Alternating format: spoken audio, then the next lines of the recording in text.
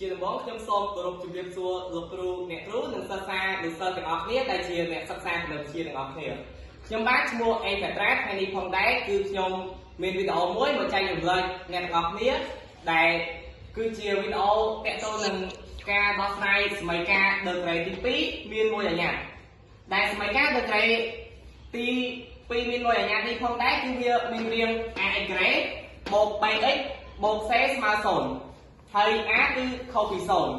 ចឹងបើសិនជា a នេះវាស្មើ0ទៅអញ្ចឹងវាទៅជាសមីការ degree ទី1មិនមែនទី2ទេអញ្ចឹង a ត្រូវតែខុសពី0ហើយនៅក្នុងសមីការ degree ទី2នេះផងដែរគឺវាមានរបៀបដោះស្រាយជាច្រើនទី1គឺបំបែកទៅកណ្ដាលទី2បំពេញការ៉េអង្គទី2ទាំង2ទី3ដេកាទី4 discriminant ដែលនៅក្នុងនោះគឺមាន delta និង delta prime ទី5គឺទ្រឹស្ដីបទបញ្ញត្តិទី6ករណីពិសេសដែលនៅក្នុងនោះគឺមានករណី a បូក b បូក c ស្មើ0 b ស្មើ a បូក c b ស្មើ0ហើយនិង c ស្មើ0អញ្ចឹងថ្ងៃនេះផងដែរគឺខ្ញុំបាទមានរបៀបមួយយកមកចែករំលែកអ្នកទាំងអស់គ្នាគឺជារបៀបទី1គឺវិធីបំបែកទូកណ្ដាលអញ្ចឹងខ្ញុំមានឧទាហរណ៍មួយយកមកដោះស្រាយជូនអ្នកទាំងអស់គ្នាដែលឧទាហរណ៍នោះគឺ x ដក 4x បូក 3 ស្មើ0អញ្ចឹង x ដក 4x បូក 3 ស្មើ0អញ្ចឹង x នេះយើងដឹងហើយយើងអត់ស្រែអញ្ចឹងវាស្មើ1អញ្ចឹងនៅក្នុងវិធីបំបែកទូកណ្ដាលអញ្ចឹងយើងធ្វើម៉េចឲ្យទូកណ្ដាលនេះអាចចាប់ជាកត្តាបានអញ្ចឹងយើងសេមកឲ្យ x កន្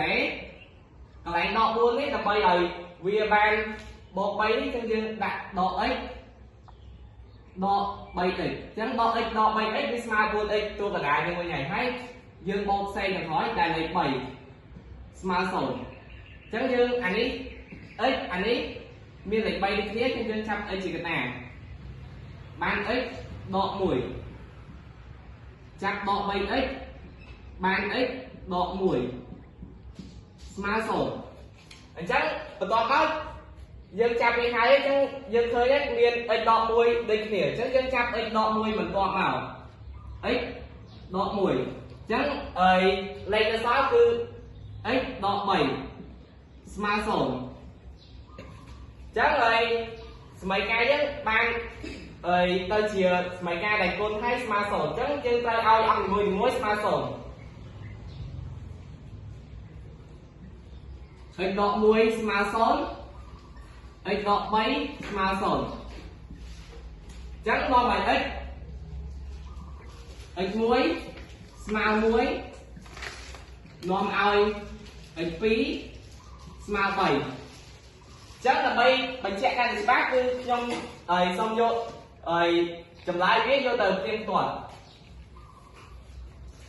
អញ្ចឹង x 1ស្មើ1អញ្ចឹងយើងស្រែសមីការដដែលមក x ដក 4x បូក 3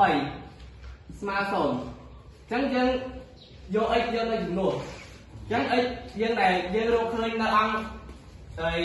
នេះគឺ x 1ស្មើ1អញ្ចឹងយើងយកលេខ1យកទៅចំនួន1លើទីក្រេដក 4 គុណនឹង1បូកឲ្យ3ស្មើ0អញ្ចឹង1ការ៉េស្មើ1 4គុណ1 4បូក3ស្មើ0អញ្ចឹង1ដក 4 បូក 3 0 ស្មើ0អញ្ចឹងសមីការយើងគឺពិតអញ្ចឹងមានន័យថាចម្លើយដែលយើងរកមកគឺវាត្រឹមត្រូវអញ្ចឹងមួយទៀតគឺ3អញ្ចឹង x ការ៉េអញ្ចឹង 3x ការ៉េដក 4 គុណឲ្យ3បូកឲ្យ3ស្មើ0អញ្ចឹង3ការ៉េគុណ4ដក